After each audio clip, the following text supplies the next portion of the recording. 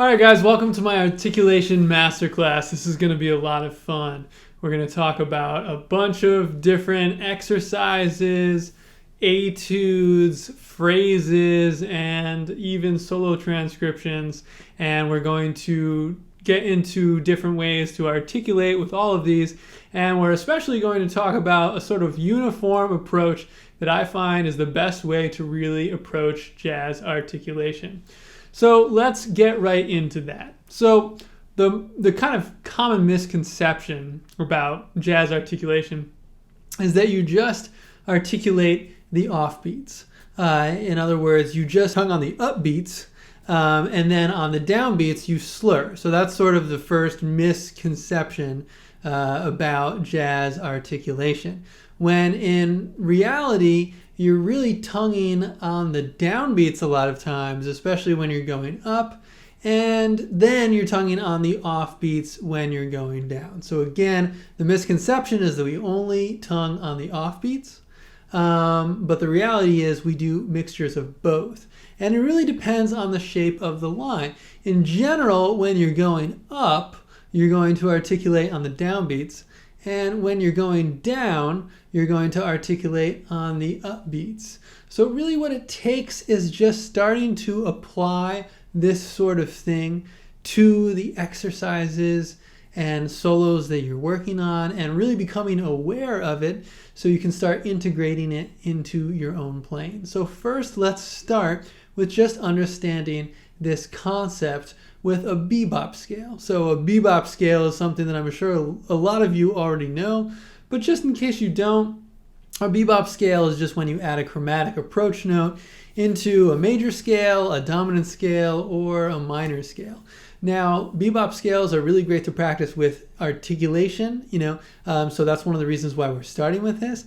I feel that bebop scales really only cover a small fragment of what's so great about melodic chromaticism in jazz. That's one of the reasons why I've released ebooks on this concept of approach notes and closures, because bebop scales are great in that they take one approach note, but there's really so much more that you can do with it. However, again, it's a great way of getting into articulation. So we're going to start with bebop scales, and you'll see later on why this is really just the square one, because as we get into different exercises and different shapes, we're going to see how we have to use a combination of the downbeat articulation and the upbeat articulation. So first off, what are these two articulations? The downbeat articulation is when you go doodin, doodin, doodin, dood, doodin, doodin, doodin, doodin, doodin, etc., etc. You just keep on doing that. And then if you're going up, and then the when you're going down, the offbeat articulation is do dau dau dau dau. If that's not making sense to you yet, don't worry. We're going to be pretty much spending all of the masterclass on this concept and variations therein. Now, I feel very strongly, I'm sure some people would disagree with me, but in my opinion, I feel very strongly that everyone from Lester Young to even Michael Brecker, has used this. Like all the jazz legends have used this uniform approach to articulation. Now, that being said, there are very different ways that you can sound using this essentially pronunciation of the words that we're speaking. There are different ways that you can do it more aggressively. You can do different parts of the tongue. We'll talk about all this in a bit. But I think that this uniform articulation is really the approach that everybody uses, whether they know it or not.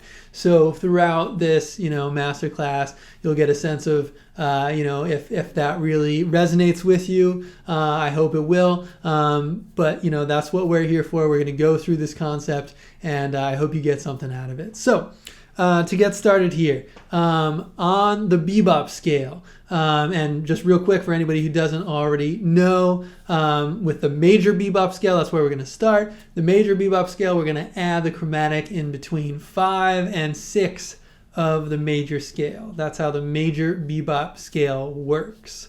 That way, the 1, 3, 5, and 6 of the major scale, those are really chord tones of a major sound. The 1, 3, 5, and 6 are going to be on the downbeat. Now you'll notice I didn't say 7.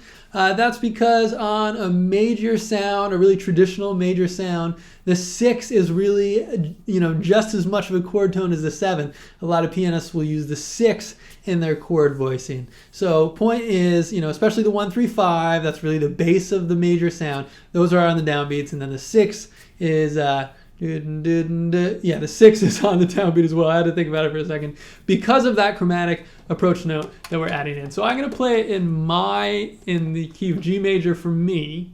So that's going to be concert F major.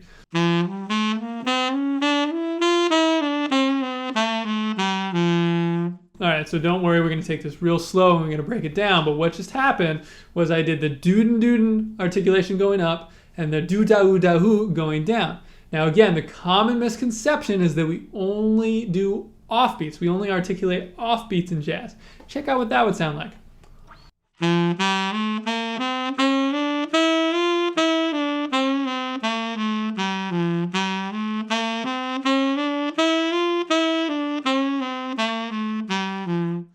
Now that's fine, but what will a lot of times happen is that will lead into having kind of a redundant sort of even gallopy type of sound. Now if we take it a little bit more up tempo and we pretend that I'm really playing on a song, it's going to sound like this.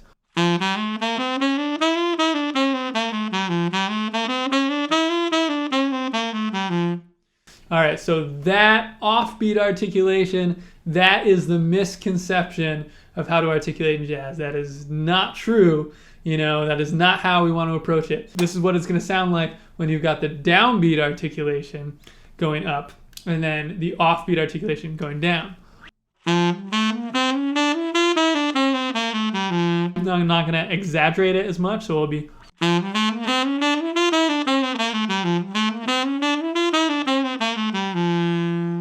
All right, so that is going to sound a lot hipper. And when you get into all sorts of combinations with shapes, different shapes and different melodic contours of the line, when you're not just going up and down, you're really going to get a sense for why that works. So here is an example of that.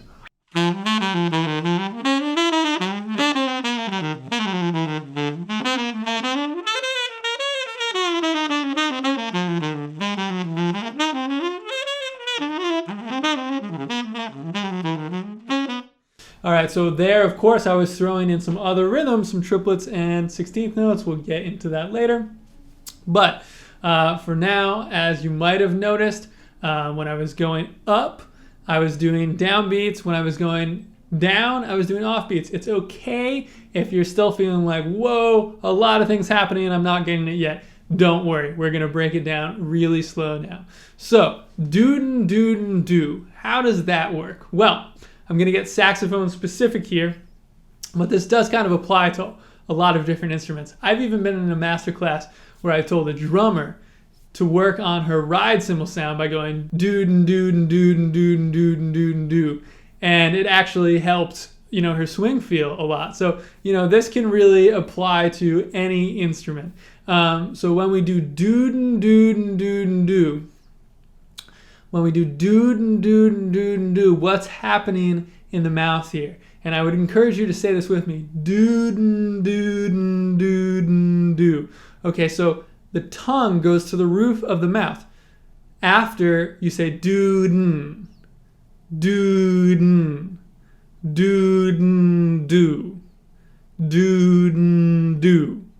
So if you imagine that you do that on your instrument, you're going to have do. So for now, don't even play your instrument, just do. So what's happening on that second note? Notice on that second note, do. The tongue is staying on the roof of my mouth. Do. All the way until I play that third note. Do. And don't be shy about singing this right now because it's going to be one of the most effective ways of really absorbing this information. Again, we got do.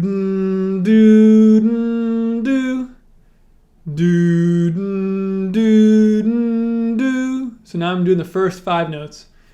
Do, do, do, do. Even slower. Do, do, do, do. Now on the sax.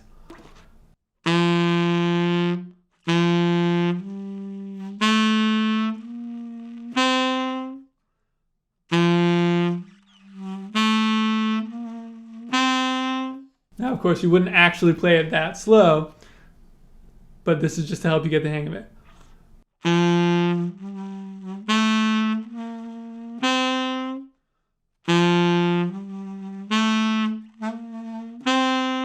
All right, so a lot of people ask me, at this point, all right,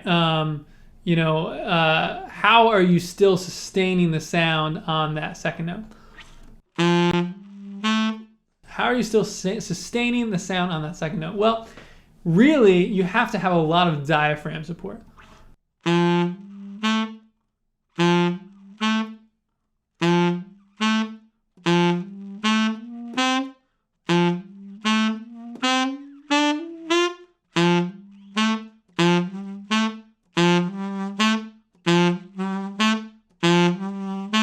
So what I'm doing is I'm pushing harder and harder from the diaphragm to show you how I'm able to keep on playing that note.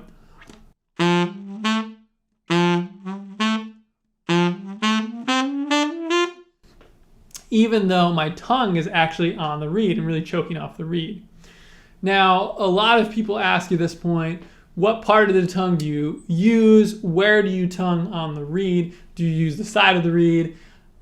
For me, I never use the side of the reed personally, but I've heard of people doing that. For me, I'm always just tonguing in the middle. I even use the middle of my tongue. Now, some people use the tip of their tongue. Some people use the back of their tongue. I take the happy medium with everything. I use the middle of my tongue. The tip of the tongue would sound like this. The back sounds like this.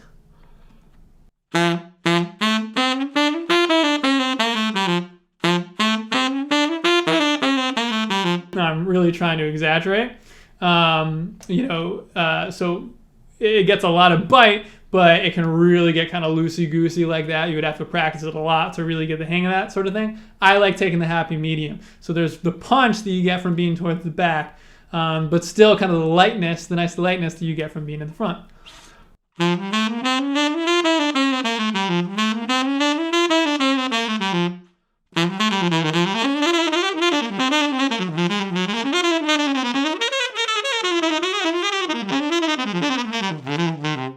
All right, so to recap, we really want to just take it really slow and focus on the first 2 or 3 notes to get a hang of this do and do, because this is going to be the hardest part. So I'm just going to do that a few more times.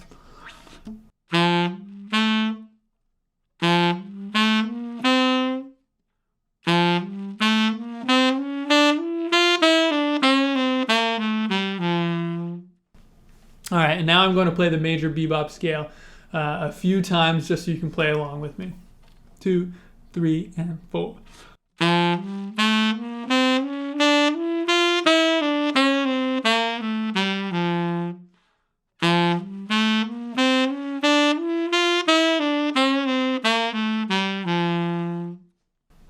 All right, and so what I would recommend is doing an exercise like this, just really slowly until you start to get the hang of it. Now remember, this is not going to be something that you're going to get down in a day or even a week necessarily, but after a few weeks, you can certainly get the hang of it.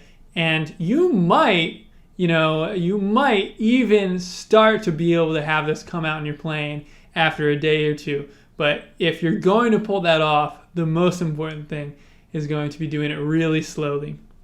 And then ultimately, it's going to be important to apply it to all sorts of phrases and etudes and solo transcriptions, which is what we're going to get into later on. But for now, what we're going to do is just go through some exercises with variations of this articulation, because the shape is going to change a lot.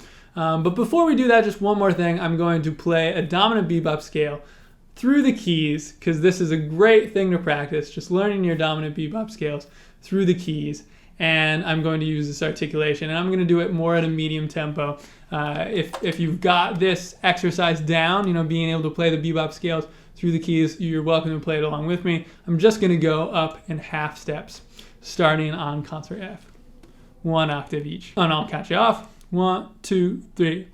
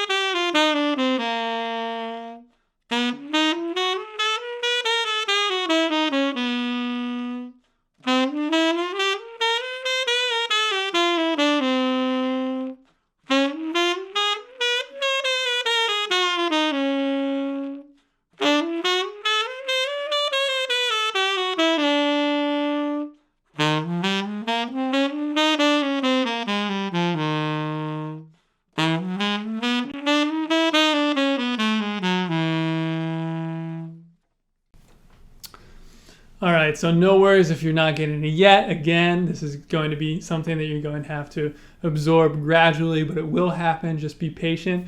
And so now we're going to start using variations of the do-do and the do-da-oo-da-oo, because we're going to start moving shapes around with various exercises.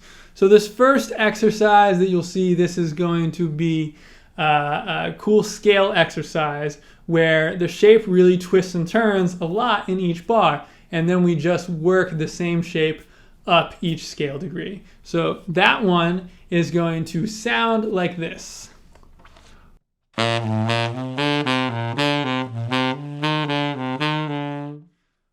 But before I play the whole thing, what I'd like to do is just go over the articulation. So notice, when we go down, we articulate the offbeats, right? However, in the beginning of this, we only go down for one note. And when we go down for one note, we're coming from the downbeat. So on the downbeat, we always want to start with an articulation. Of course, we could start with a breath attack or something like that. But in general, for me, I'm always starting by articulating the downbeat I'm always starting by tonguing the downbeat, by articulating the downbeat. So then from there, when we go down a half step and back up to the original note, because it's a major scale exercise, then from there, we're still doing an upwards shape. So we've tongued the first note, and then we go down, but we don't continue down. So in this case, we're going to articulate when we come back up. So we'll go do-do. Do-do-do-do, because we're still going up. So it'll be do-do-do-do. Then we start to go down.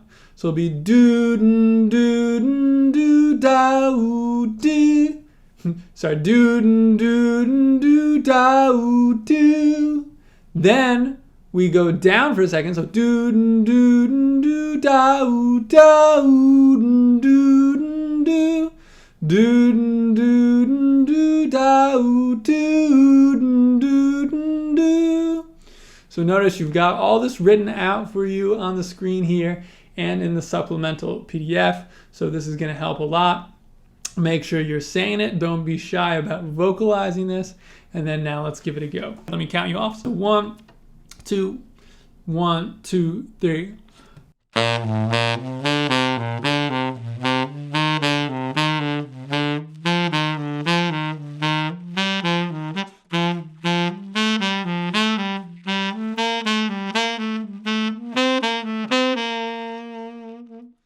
And then just so you can hear it real fast, zipping through it.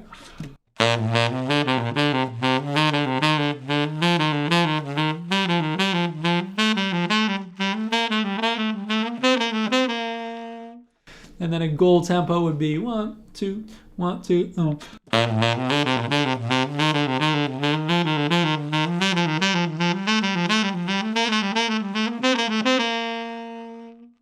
All right, so now for the descending version of this exercise, we're going to turn that shape around, and we're going to go doon do da da doon do da da doon do doon do da da doon do da da da. A little slower. 2, 3, 4. Doon do da da doon do da da da. It'll sound like this.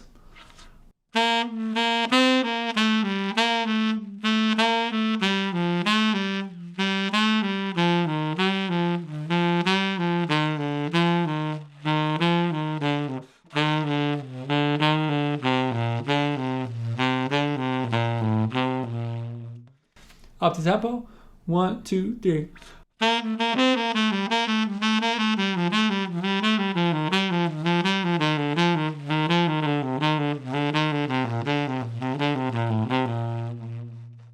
All right, so we're going to do a couple more diatonic scale exercises. I think it's a couple. Let me double check that. Yeah, we're going to do a couple more diatonic scale exercises. And then from there, we're going to get on to the good stuff. We're going to start adding the melodic chromaticism that I was talking about, going beyond the bebop scales. So these next two exercises are going to be very similar shapes, but they just sort of have a skip or a jump in a slightly different part. So in the first one, the skip or jump is at the end. And in the second one, the skip or jump happens in the middle of the shape. So we're going to have slight variations to the articulation. For the first one, we're going to have doodin doodin doo dao, doodin doodin doo daoodin, doodin doodin doo daoodin. You can say that with me. 3, 4. Doodin doodin doo daoodin, doodin doodin doo daoodin.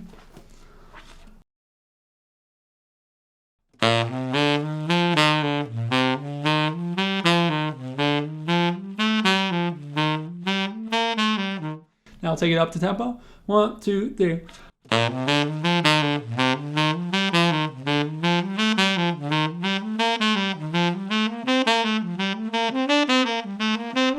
2, 3. Then when we go down, we've got doodin doo dao daoodin, doodin doo dao daoodin, doodin doo dao daoodin.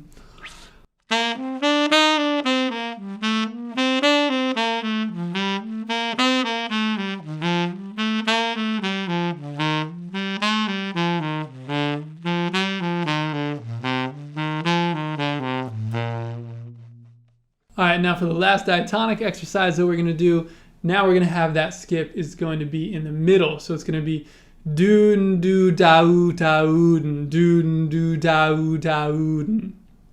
Say that with me slowly. 3, 4. Doon doo dao daoodin, doon doo dao daoodin. I'm playing it. 3, 4.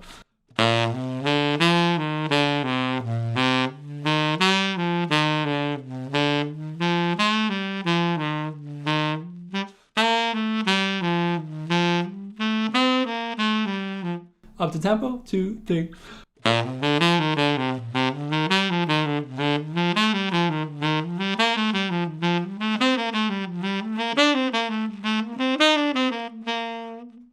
All right, so for the descending version of that exercise, what we'll do is we'll turn the shape around, and then we'll go doodin doo tau tau taoodin doo tau tau tau. Doodin doo tau tau taoodin doo tau tau tau.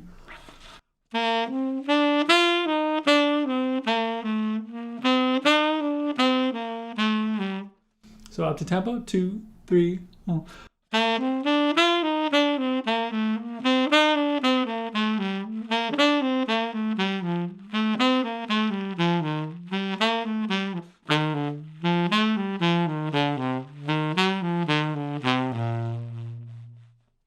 All right, so going on from there, now let's start adding chromatic approach notes into our exercises. Again, if you've watched my YouTube videos, then I'm sure you've seen me talk about how I think that a bebop scale is really just the tip of the iceberg as far as all the chromatic approach notes and enclosures that you can get into in your playing, in your technical development, and the exercises you're practicing, and the phrases that you're creating, and everything.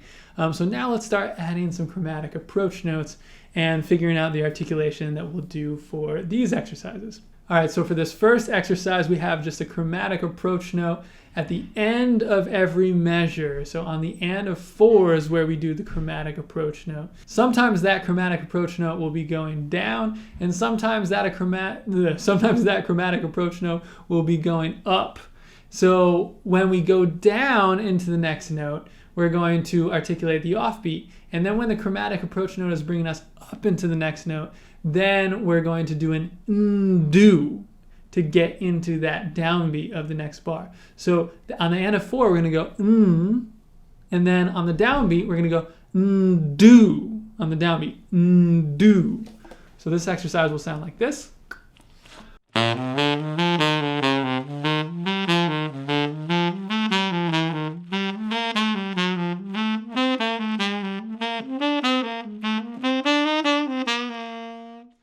All right, so real slow, it's do do do da do do da do.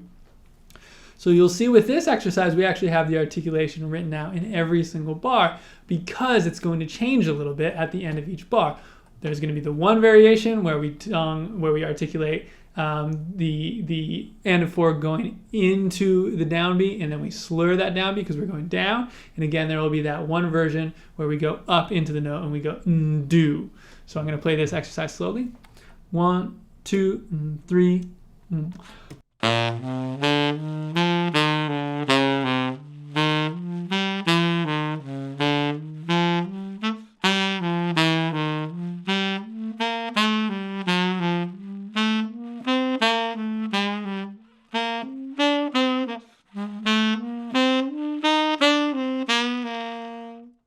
All right, and now up to tempo. 1, 2, 3.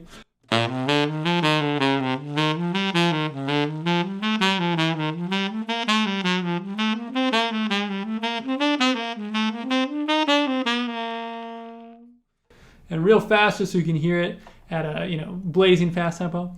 1, 2.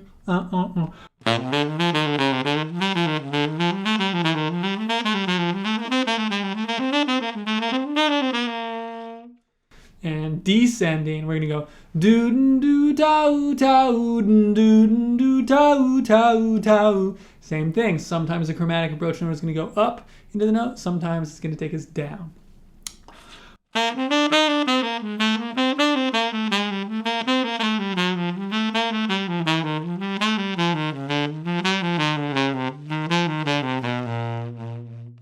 All right, so now we're going to go into an enclosure exercise. So the same idea, we're going to be adding chromatic approach notes, but with enclosures, the chromatic approach notes wrap around the note. So we'll have one note that's above and one note that is below, or sometimes the inverse of that, one note that's below first and then above. Anything is fair game, but the point is we're going to have chromatic approach notes coming from all sides, from above and below. That's what makes it an enclosure. So for this next exercise, we're going to have do do ta ta do do ta ta do do ta ta do. And so notice for this exercise, we're back to having simile written for the second bar of the articulation and onwards. So from here, we really just have the same articulation pattern on every measure, just like we had for those diatonic exercises previously. So this one will sound like this. 1, 2, 3.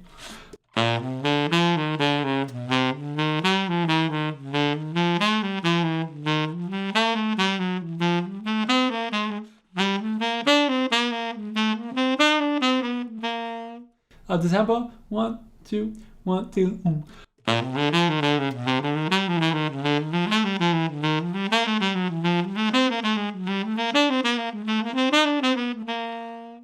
Then we'll turn the shape around. We'll have do do do da do do do da.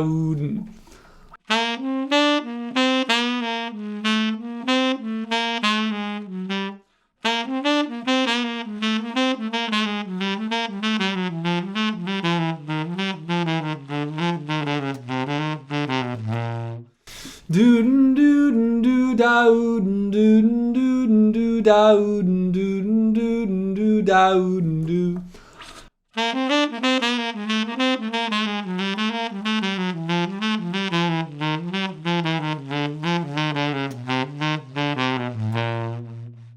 All right, so next we're going to do a really common arpeggio exercise. So this arpeggio exercise is just going to build up the diatonic sequence. What the diatonic sequence is really just the modal sequence, which is just chords building from every degree of the scale. If you skip every other note, you're going to build on an arpeggio from there, and it's going to line up with how the modal system works. So we have a major chord, a minor chord, another minor chord, a major chord, a dominant chord, a minor chord, a half diminished chord, and then we're back at the top. So for the articulation on this, we're going to do the same articulation pattern all the way through. It will be doo doo ta hoo doo ta doo doo ta hoo doo ta hoo doo. So doo doo ta doo ta doo ta doo ta.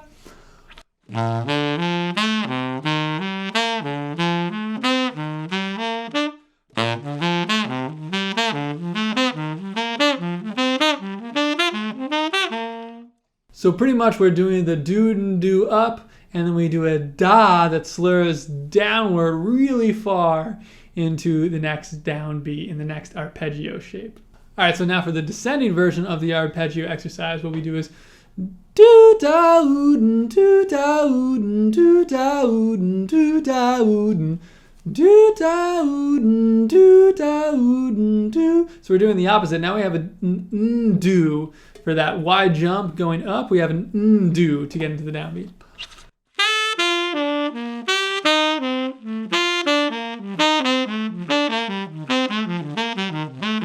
1, 2, 3.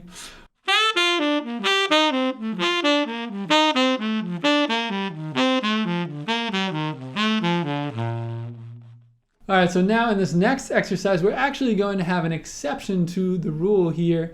So now we're going to articulate the offbeats all the way through, even though we're going up.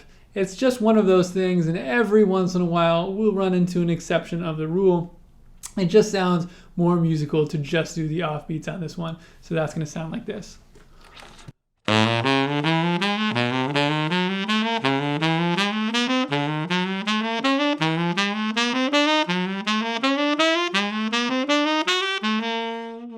We're just adding chromatic approach notes to the last exercise that we did. And then when we go descending, it will sound like this.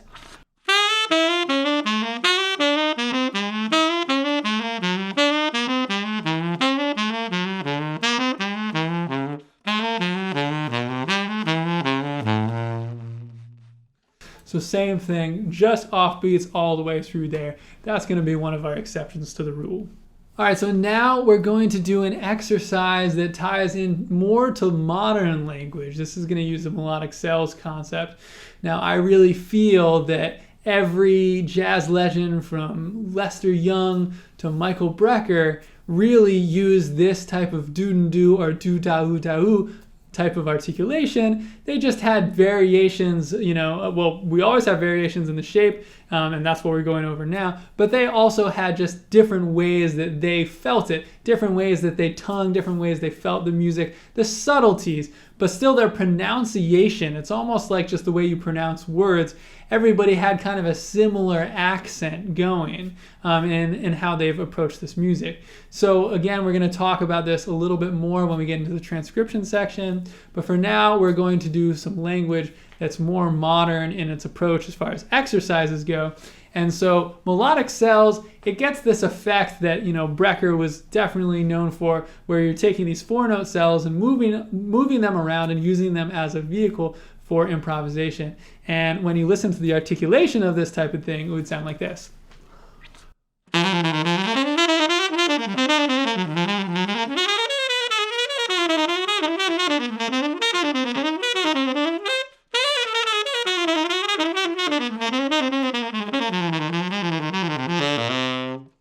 And then if you do it really fast, you can still keep this articulation going, and we'll talk about this more in a second.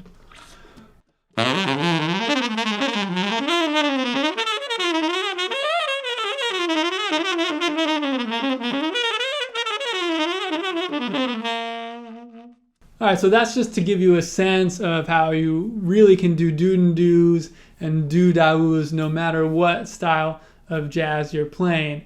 And I know I mentioned that we would talk about how it happens from Lester Young to Michael Brecker. So right now, and we'll get into this a little bit more later when we do the transcription part, but right now here's just a little example of Lester Young playing with also a doo-doo-doo articulation, but just in a very different style.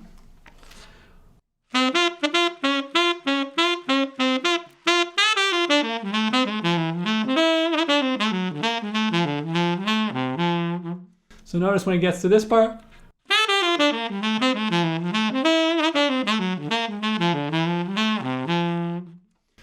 Now we did see an exception in the beginning. Sometimes people do like to articulate every note. It's a common misconception that Dexter Gordon always did that. That's not true. Dexter Gordon would really only do that at slower tempos. But when he was at faster or medium tempos, he was also doing the doo-doo-doos and the doo-da-oo-da-oos.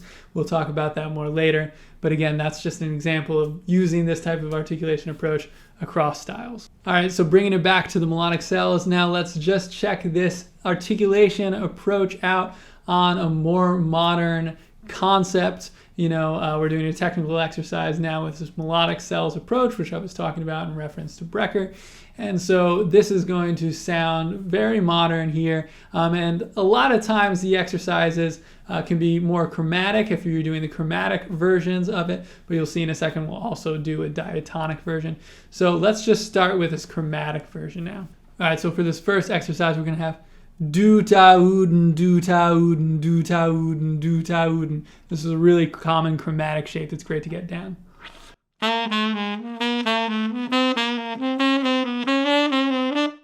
Now up to tempo, 1, 2, 3.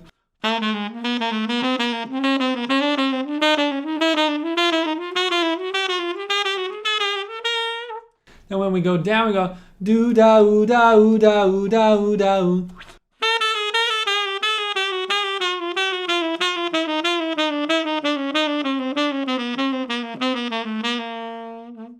All right, so now we're going to do one more chromatic exercise with these melodic cells. Now we're going to turn the shape around. So we're going to go do-do-do-do going up and do-da-oo-da-oo going down.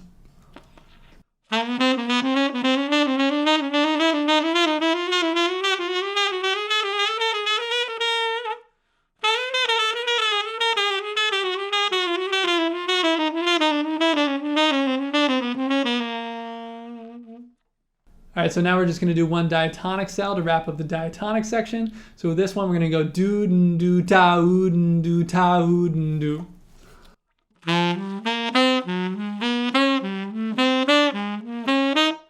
Do-do-da-oo-do-da-oo-do-da.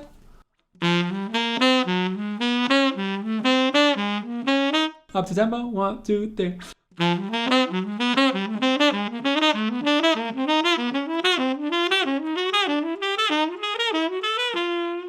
Going down.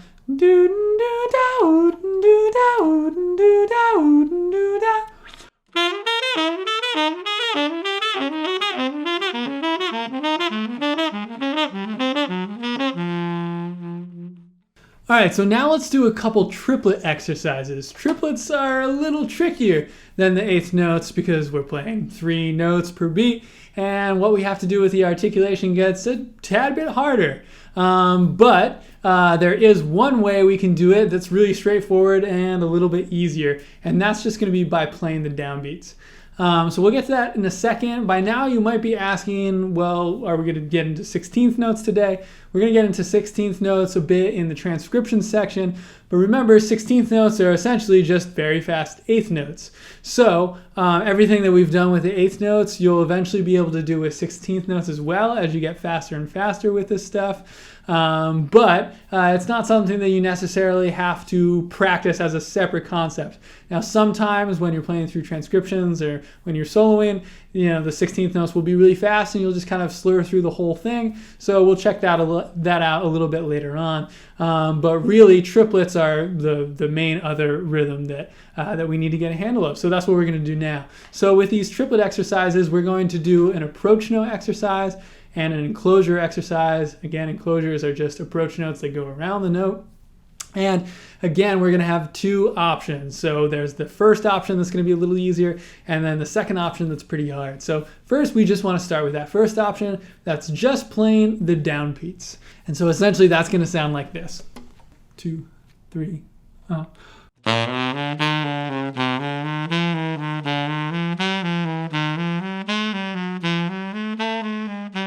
Really straightforward. Up to tempo. 1, 2,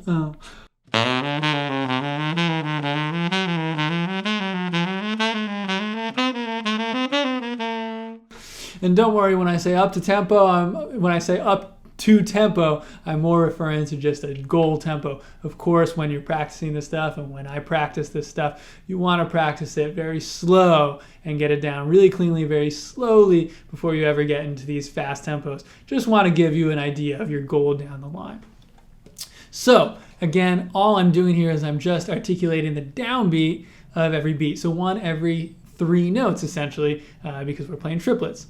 All right, so now for this trickier articulation, this is going to be really hip if you can get it down.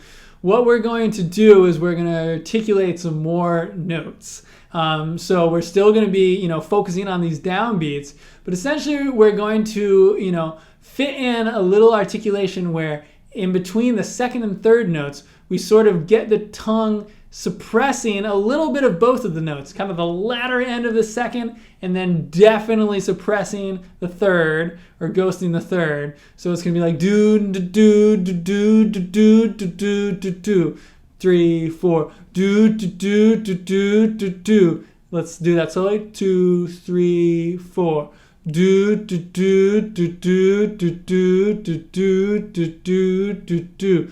Now even slower now. 3 4 do do do do do do do. It's gonna sound like this.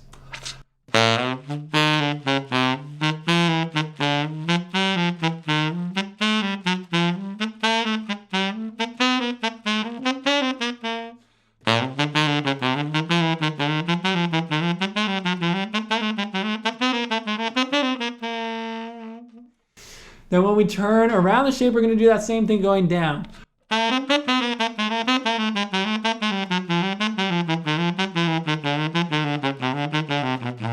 So do, do, do, do, do, do, do. It's very tricky, but if you can get a hang of it, it's going to be, it's going to sound super hip when you're throwing in triplets into your solos. All right, so next we're going to apply that same articulation pattern to this triplet enclosure exercise. So again, do, do, do, do, do. It's going to sound like this.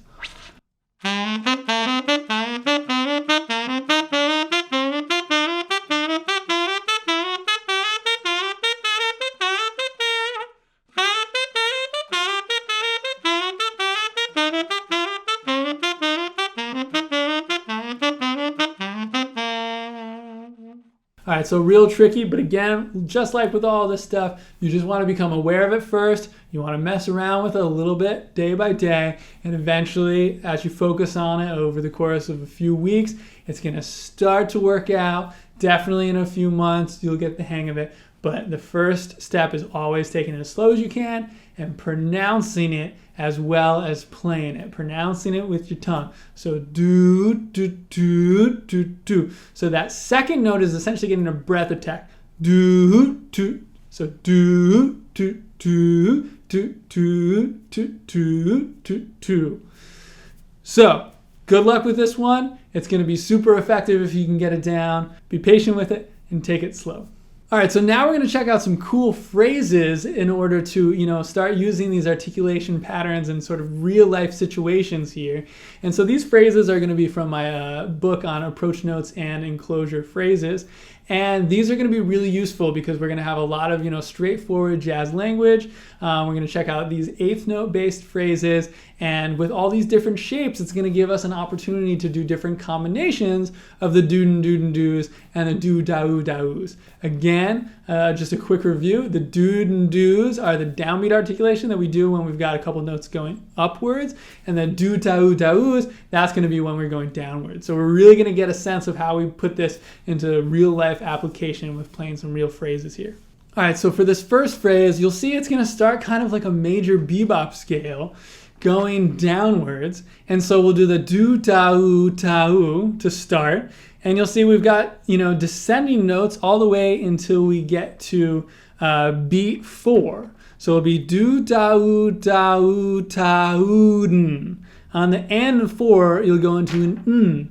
We do that because the n is going up into the next note. Whenever we're going up into a downbeat, that's when we're going to do an n-do. So we've got n-do, da-oo, n-do.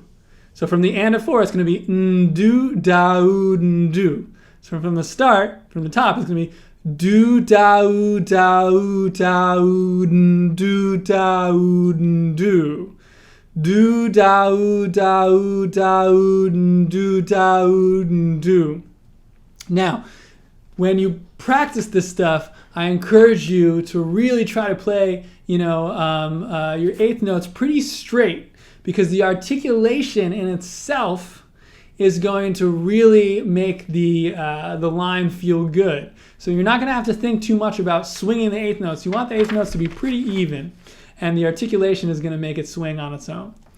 So this first phrase is going to sound like this.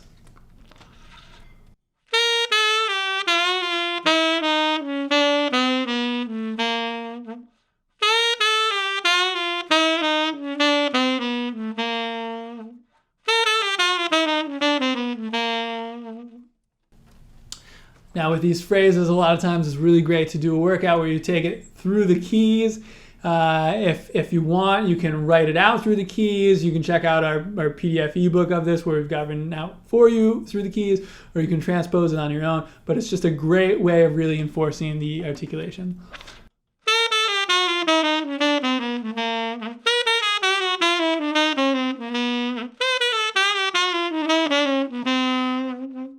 All right, so now let's go on to the second phrase. So we see in the second phrase, we do start going ascending.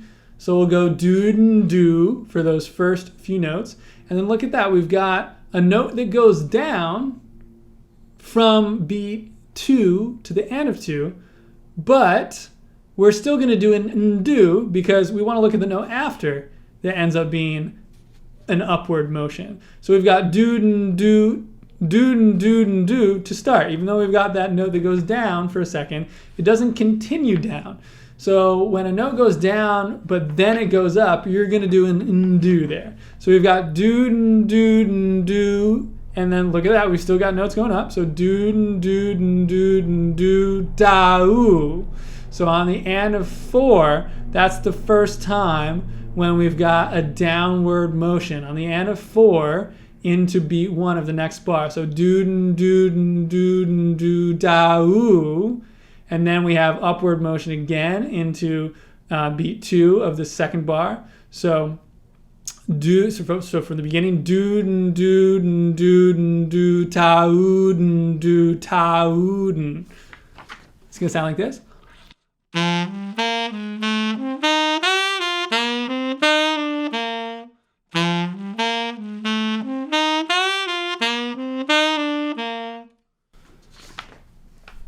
Do da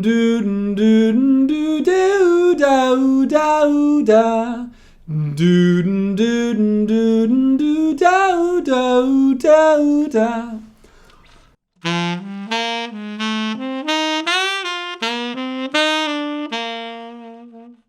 All right, so phrase 3 is going to be kind of tricky. This one's going to sound like this.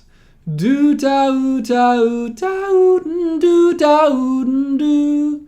Do da da da do da do. Real slow. 3 and 4. Do da da da do da do.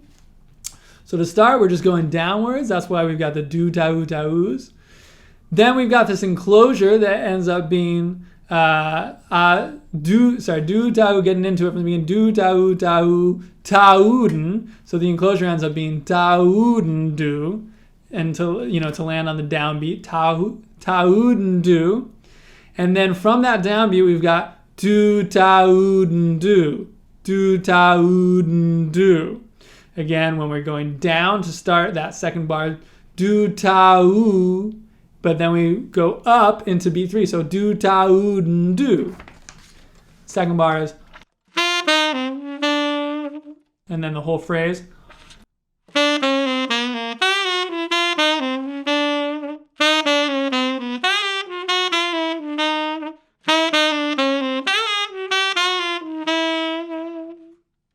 All right, so by now you should start to kind of understand how this works, and you've got it all written out for you. I'm just gonna play through the rest now at various tempos so you can get a hang of it, and feel free to play it along with me. Here's phrase 4. 1, 2, 3. A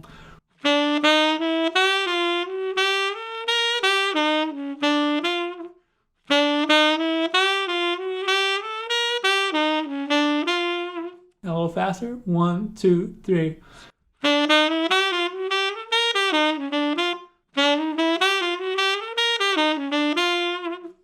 All right, this is phrase 5 now. I'm just gonna say this one because it's a little bit trickier. It's gonna be do do do do do do da da do do do do do da da da.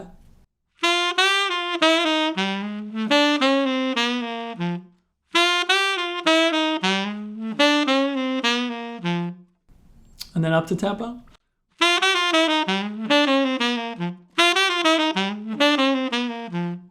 All right, now on phrase 6, we're gonna have a little 16th note gesture. So this one's gonna sound like this. I'll say it first. Do do do do do do double. Do do do do do do double.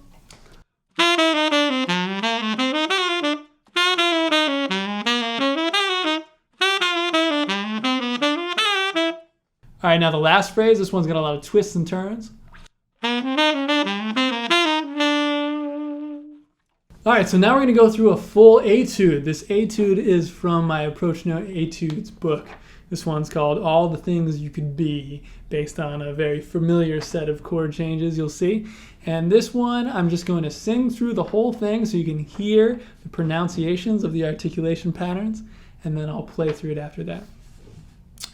Do do do do ba da do la da da do do da da do do da do da do da ba do ba do ba do do la do ba do ba do la do ba do do do la ba do ba do do la do ba do bu bu do do do do do da do ba da da do da ba do do do.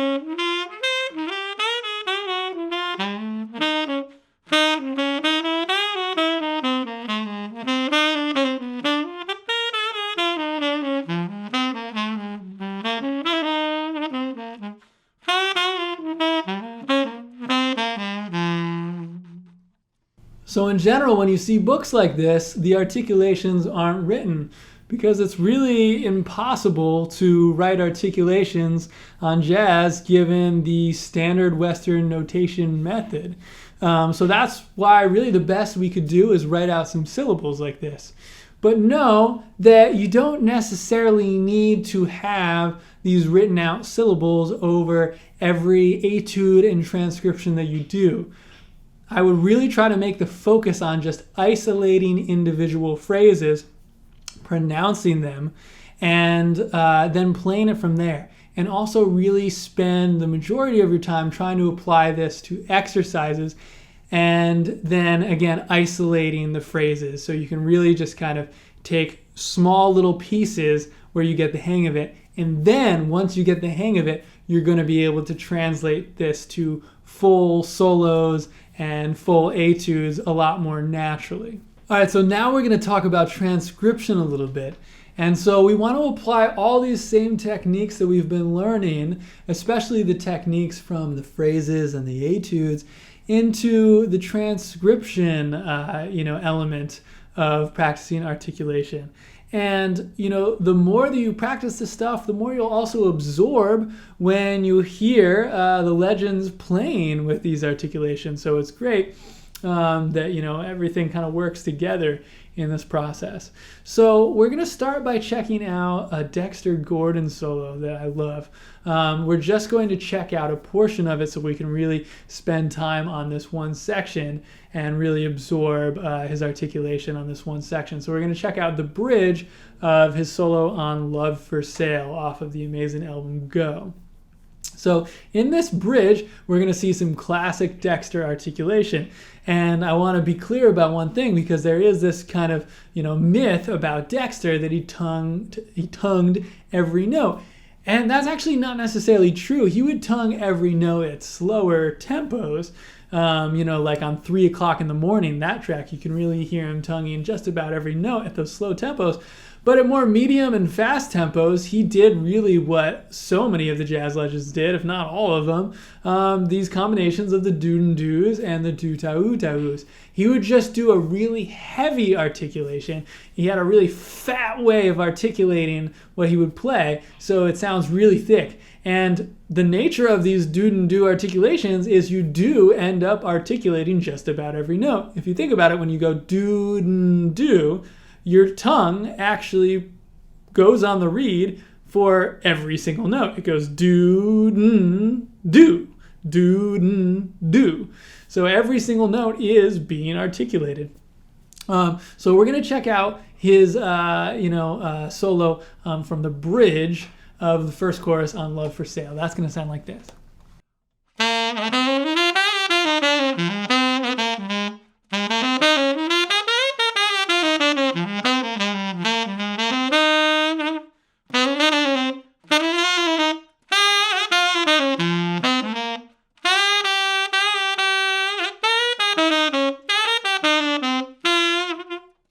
All right, so now let's check this out phrase by phrase. So to start, we've got, our typical jazz line where we've got a mix of going up and down, and we can apply these doo-doos and doo-ta-oos. So the way it's going to apply here is we're going to have doo-doo-doo-da-da-da-da, doo-doo-da-da-da-da-da-da-da-da-da. Then next, we're going to have triplets, where there are a couple different ways you can do this. You could just sort of slur through it and go doo-doo-doo, doo-doo-doo. But I would try to get your tongue in there a little bit and go doo-doo-doo-doo-doo. Do-do-do-do-do. So that kind of comes back to the way that we were articulating the triplets earlier. And then going on from there, we got do-do-do-do-da-da, do-ya, do-ya-da, do-do-do, do-do-do. That last part. Do-do-do.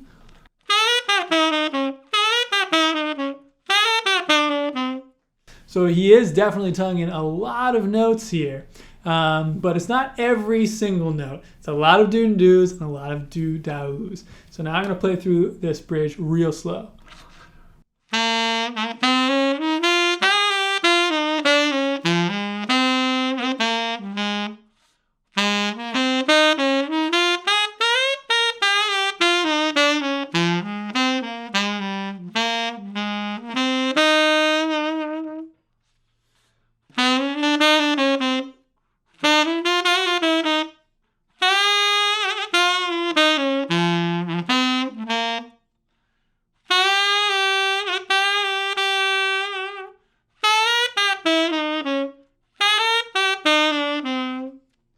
Now one more time up to tempo.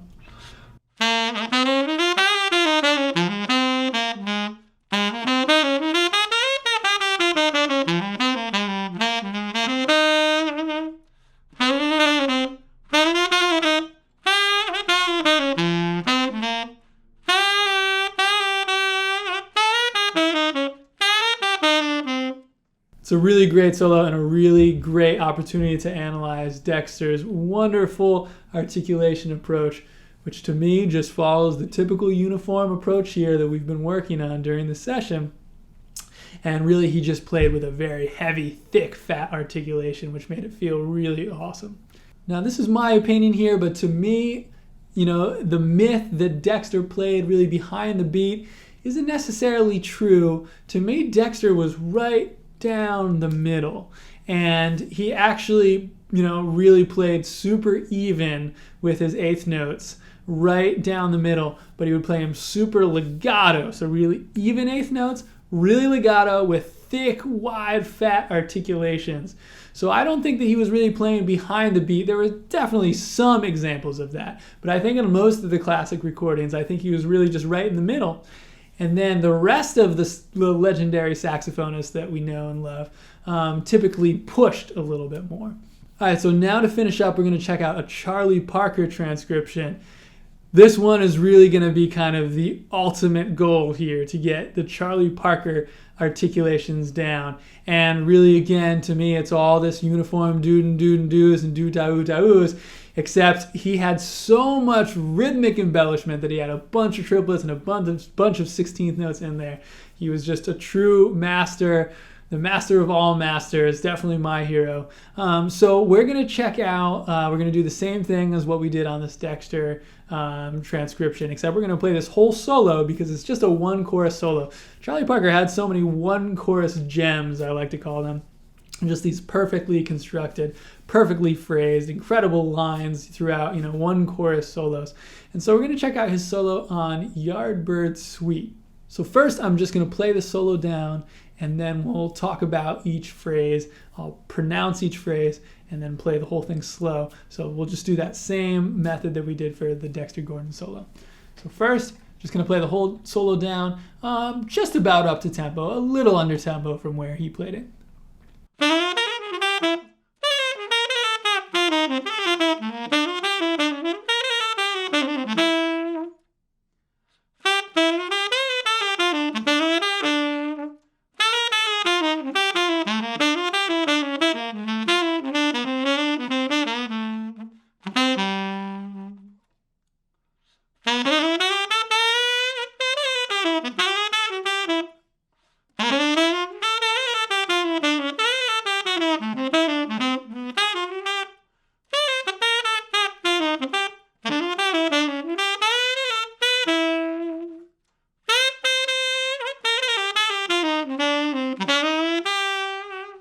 All right, so now I'll sing through this first phrase slowly. We've got do-ba-doo-da-da-doo-da-da, do-ba-doo-da-da-doo-da-da. Take it down the octave.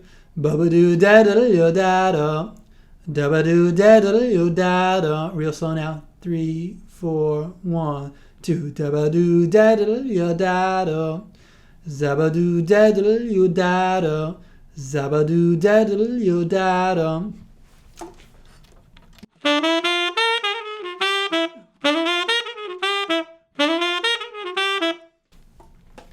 So if you want, what I would suggest is you actually tongue those first two notes as you're hearing. Da-ba-doo-da-da-da-da. Again, this is what's so hard about Charlie Parker, was that he had so many rhythmic embellishments. So I try to tongue those first two notes. Zabba-doo-za-da-da-da. Then you can really kind of slur through that 16th note grouping. Zabba-doo-za-da-da-da-da. Actually, I take that back. You should try to get the lower note if you can. So diddle-doo, da-ba-doo-da-da-doo-da-do, ba-doo-da-da-doo, ba-doo-da-da-doo-da-do, zabba-da-doo-da-do.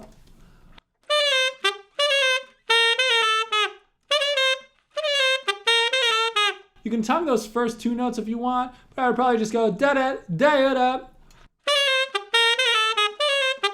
and not tongue until the lower note. da da da da da da da da da. But if you want, you could tongue those first two notes. Da da da da da da da da da.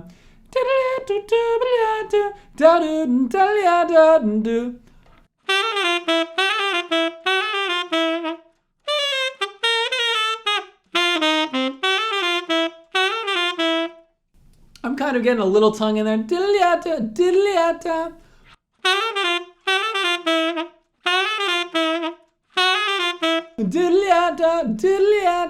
So I'm kind of tonguing that second note as well as the first, of course.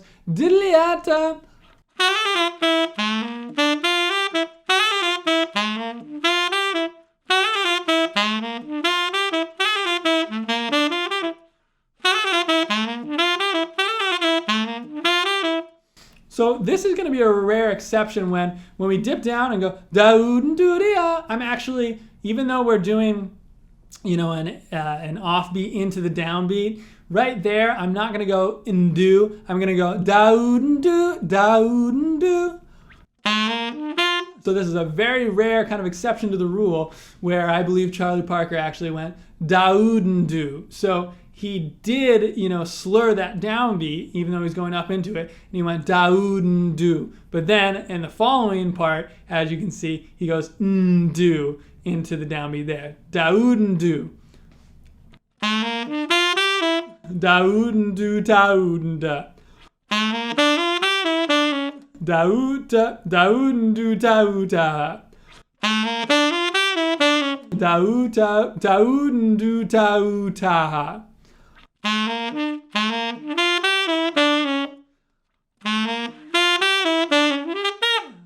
Da ta hooden do ta, da ta hooden do ta, da ta hooden do ta. So again, we've got these triplets. This comes back to the triplet exercise before.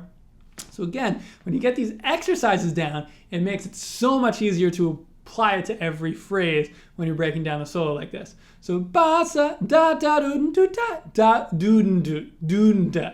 We're coming back to that triplet exercise before we had the dooden da dooden da dooden da.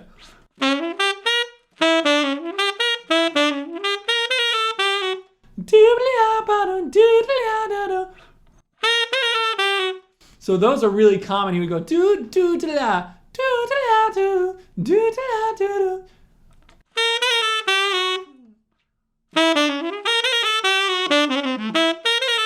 So when he would go do da do do, you would tongue those first two notes do da do da.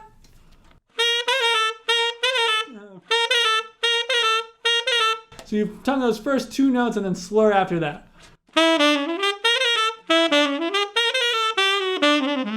And then you're just doing offbeats from there.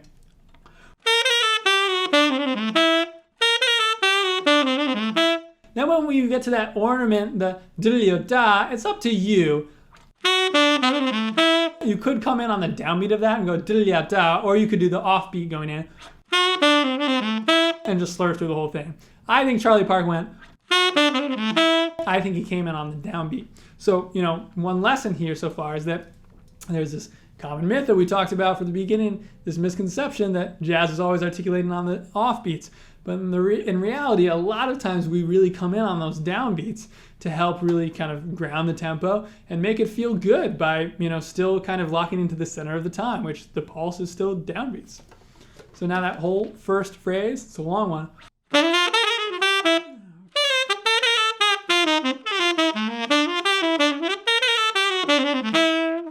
Now in slow motion.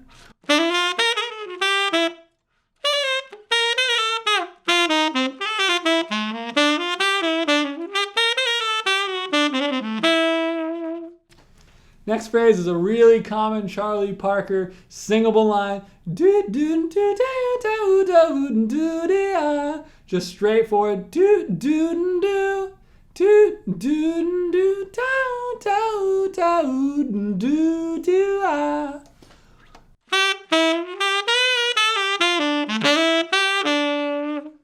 Next phrase is do da da da. Mostly do da to start, but we go do, do, do, do. There's a do.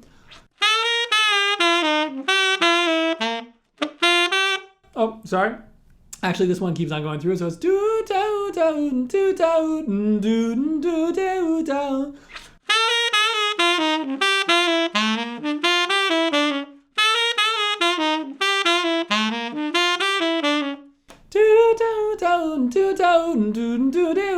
Or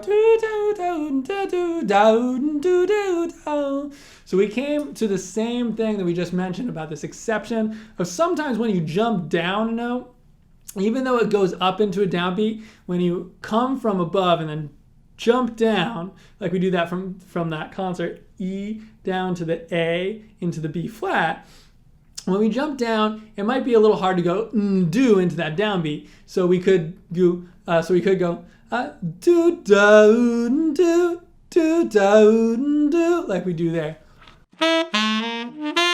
Or we could go do do do. Either way, I think Bird went do do do. Do do do do ba do ba da.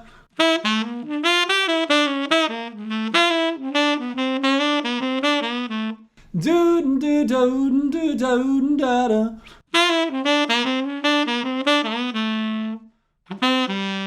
Do do ah do do ah do do ah.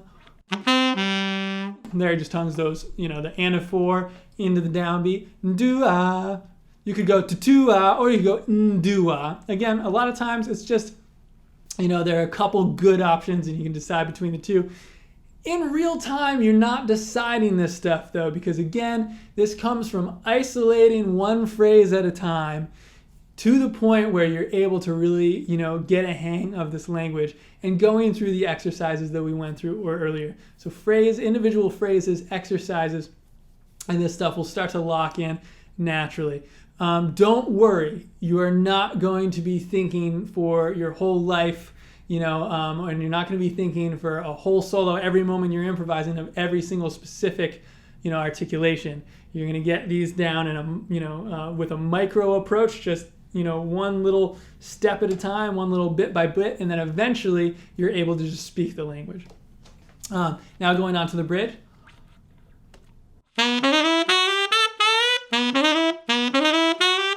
Do do do do do do do do.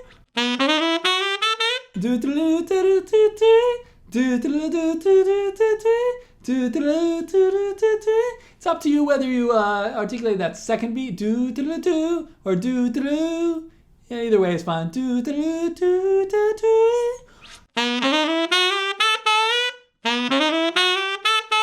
But notice we have kind of another exception here where, Charlie Parker would sometimes do these offbeats articulations going up depending on the line. And here I think he did.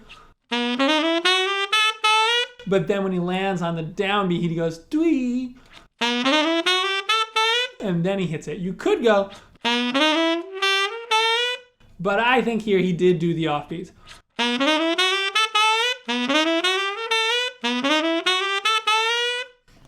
Either way works though. Both are fair game. The important thing is to be able to do, each method, and then you pick in the spirit of the moment.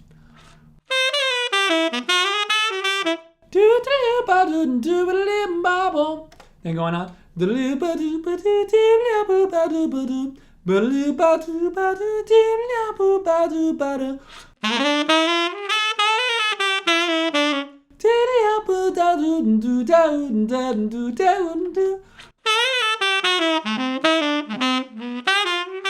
And again, all of this is just variations of these do-and-dos and do-da-oo-da-oos, with the occasional exception of to the rule where maybe we'll do the offbeats going up. But the important thing, the overarching idea here is to just be able to do these approaches, and then eventually when you're speaking language fluently, be able to just decide, in the spirit of the moment. And it won't be a conscious thing, when you get out of the practice room and you're just having fun and playing. All right, now I'll just play through the last A.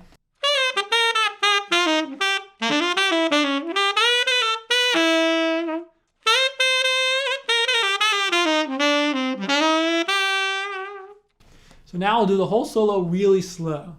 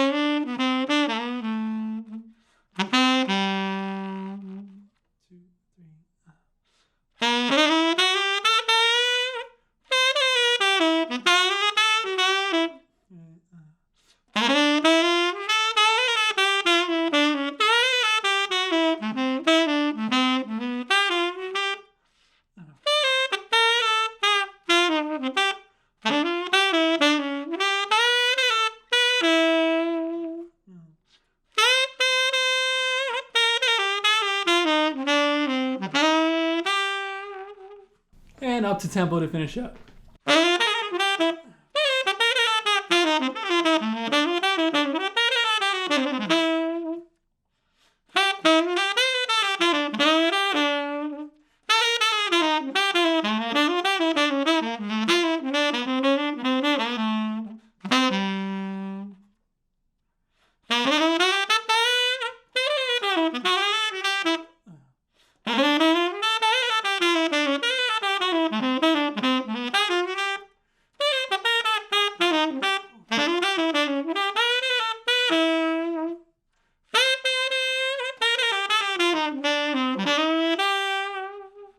All right, guys, thanks so much for watching this masterclass session on articulation. I hope you enjoyed the experience, and make sure to come back to this more and more as you're practicing and trying to get the hang of it. Remember, isolate, take just a few notes at a time, take it very, very slow, be patient with the process, and in just a few weeks, it should really start to absorb into your playing gradually, and then eventually you don't even have to think about it and you just have fun, which is always the goal here. So thanks again for watching. Thanks again for getting the masterclass, and I'll see you guys next time.